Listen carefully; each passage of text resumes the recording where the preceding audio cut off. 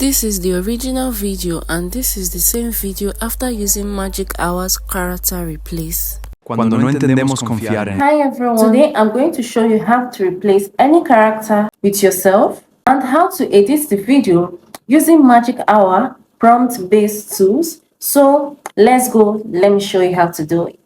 Go to Magic Hour in your browser and sign in, okay? So this is how your interface will look like. You'll find the link in my comment section.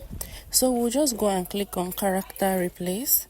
Upload your video and your image, trim it the way you want, confirm, then that's it, you're good to go.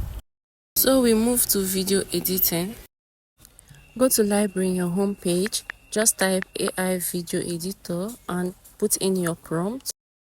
After that, click generate. So I asked for winter snowfall and you can see the result. So that's how you can replace your character, transform your video with simple prompts in Magic Hour. Thanks for watching. See you in the next tutorial.